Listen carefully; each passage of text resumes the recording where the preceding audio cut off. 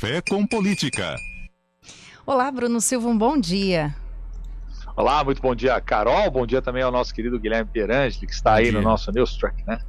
Pois é. Bom, nós três aqui na tela do YouTube. Que bacana, hein? Daniel França colocando a gente aqui, todos reunidos, para a gente acompanhar uma reportagem que o Enzo Vignani traz agora, viu? Para podermos comentar logo mais. O Márcio França repercutiu a fala do Lula contra o conflito em Gaza. E, abre aspas... essas aspas aqui vai dar o que render aqui, como se diz, né, Bruno? Fadado a disputar o Nobel. Foi irônico ou não foi? Vamos acompanhar na reportagem. Em visita a Campinas, o ministro do Empreendedorismo, da Microempresa e das Empresas de Pequeno Porte, Márcio França, disse que o presidente da República, Luiz Inácio Lula da Silva, tem características para um dia entrar na lista de concorrentes ao Prêmio Nobel. Essa foi a posição do ministro ao ser questionado sobre as recentes falas do presidente em relação ao conflito entre Israel e Palestina, quando Lula comparou a ofensiva em Gaza com o Holocausto nazista. Por conta disso, o político é visto como persona não grata em Israel, ou seja, não é bem-vindo no território. Durante coletiva de imprensa realizada na Prefeitura Municipal de Campinas, Márcio França afirmou que não cabe ao ministro falar sobre a opinião do presidente, porém, disse que Lula nunca será a favor de intervenções violentas, que o objetivo da fala foi dar mais atenção ao assunto. Bom, naturalmente, você não é muito delicado para que um ministro fale sobre a opinião do presidente, que é, no fundo, quem nos convoca para ser ministro. Mas o Lula é um pacifista, é do estilo dele, historicamente. Ninguém vai ver o Lula defendendo intervenções violentas em lugar nenhum, é da origem dele. E, especialmente nesse caso, ele quis chamar mais atenção para o assunto, quer dizer, muita atenção para o assunto. E usou a expressão. Além disso, o ministro colocou o chefe do executivo na mesma lista do ativista indiano Mahatma Gandhi e o vencedor do Nobel da Paz de 1993 e ex-presidente sul-africano Nelson Mandela de pessoas fadadas a competir pelo prêmio. Eu lembro que pessoas assim como Lula, que estão fadadas um dia a disputar um prêmio Nobel, né, como foi o caso do Gandhi, do Mandela. O Gandhi, certa vez, disse que as indústrias eram coisas do inferno. Isso não tirou dele o que ele queria dizer, em outras palavras, é que a Índia tinha que ter algum formato de sobrevivência que não dependesse da parte industrial da Inglaterra. Por conta das recentes falas de Lula, a oposição ao governo protocolou um pedido de impeachment contra o presidente. O pedido foi protocolado nesta semana e teve mais da metade das assinaturas vindo do Partido Liberal, o PL, sigla do ex-presidente Jair Bolsonaro. Mesmo com mais de 100 assinaturas, a decisão de aceitar ou não o pedido depende exclusivamente do presidente da Câmara dos Deputados, no caso, Arthur Lira. O ministro Márcio França veio à cidade para participar de uma reunião no Salão Azul da Prefeitura. No evento, o prefeito em exercício, Wanderley de Almeida, pediu uma parceria do Ministério para a nova casa de apoio ao microempreendedor, que deve ser construída em Campinas, além de ver a possibilidade do Sebrae apoiar ações para os 250 anos do município. De Campinas, Enzo Vignani. Sabe por que eu brinquei aqui, que pode ser até irônica? Porque depende do ponto de vista, Bruno Silva.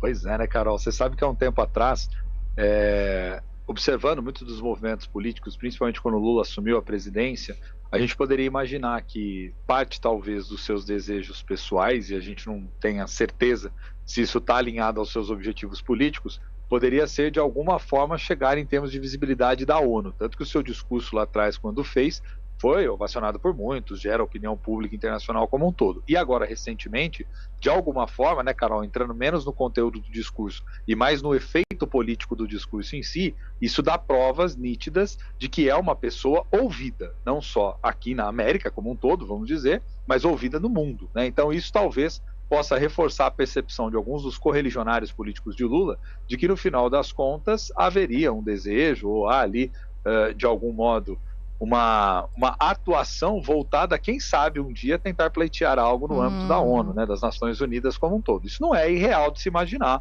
né, alguém com a trajetória política que ele tem. Agora, disso se concretizar, aí já é outra história, já envolveria, né, observar o que vai acontecer de agora em diante. E aí até mesmo o discurso como fez, da maneira como foi interpretado lá atrás, ajudaria ainda menos, né, Carol, se a gente entendesse por esse ponto de vista. Mas o Márcio França, que importa, que esteve em Campinas, né, quando fala isso, dá nítidas provas de que é fiel demais, né, em relação ao ex-presidente. Mas que vale lembrar, acabou perdendo aí o seu ministério, que era o Ministério Original dos Portos e Aeroportos, viu, Carol, Guilherme, queridos ouvintes, diante da articulação política justamente de Lula para ter uma vida um pouco mais tranquila no parlamento, que acabou depois ficando com o ministério que foi criado sob medida para ele, que é esse da microempresa, que de alguma forma o Márcio França tenta ganhar o protagonismo, até porque tem que lidar com uma questão que é uma questão econômica de interesse de muitos indivíduos no Brasil, que diz respeito principalmente ao regime dos MEIs, né, Carol? Que vem gerando tanto debate e tantas discussões aí que todos estão no aguardo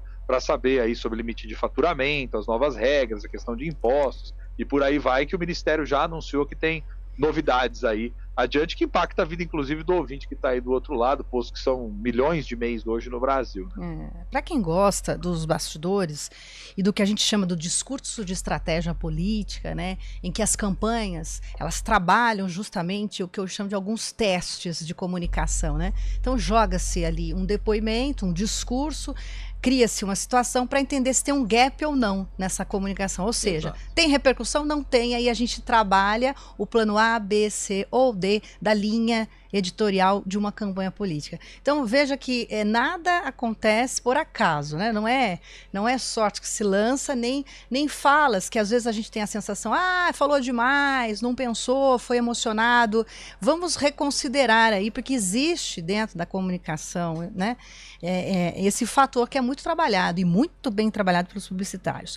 Agora, esse ponto que você colocou, Bruno, eu achei interessante, porque eu tenho uma foto aqui, que aí eu vou te dar a oportunidade de fazer o comentário, que mostra muito bem como o Márcio França ficou à vontade aqui em Campinas, sob um posicionamento, né, e uma linha que a gente já vem conversando aqui no Café com Política, que determina muito desses próximos dias, não é mesmo, né? Não são meses, dos dias que nós viveremos aqui na corrida eleitoral municipal.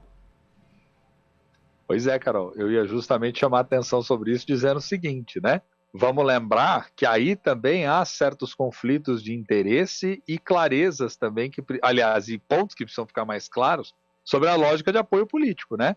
Porque o PSB está próximo do Jonas Donizete, o PSB está próximo aí o PSB do Márcio França está dentro dessa órbita, mas o PT, que é a sua composição nacional, está em outro sentido, né, Carol? A gente precisa entender quem vai apoiar quem e quem é benquisto ou mais benquisto, né, por outro. É o lance que está acontecendo em São Paulo, por exemplo, né? De um lado você tem o Alckmin, que está no governo federal, que é núcleo duro do governo, que é vice, né? Vice-presidente da República, apoiando a Tabata. O Lula apoiando publicamente o Boulos. Aí a gente começa a ver o quanto esses arranjos partidários têm muito mais a ver com interesses nas lideranças locais / regionais do que necessariamente com as articulações nacionais. E aí, quando você diz que o Márcio França está bem à vontade com o Jonas, né, apontando ali onde seria, em tese, o sentido, o caminho, vamos dizer assim, todo o entorno ali está bem tranquilo e quem sabe aí olhar para a prefeitura, né, Carol, de algum modo.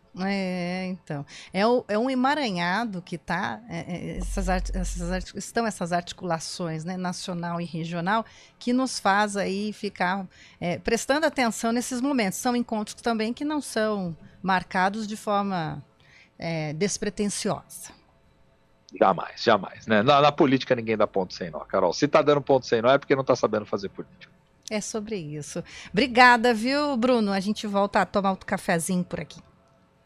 Combinado, gente. Abraço para você, abraço para o Guilherme, para o nosso querido ouvinte. Bom começo de semana aí. Até amanhã. Até.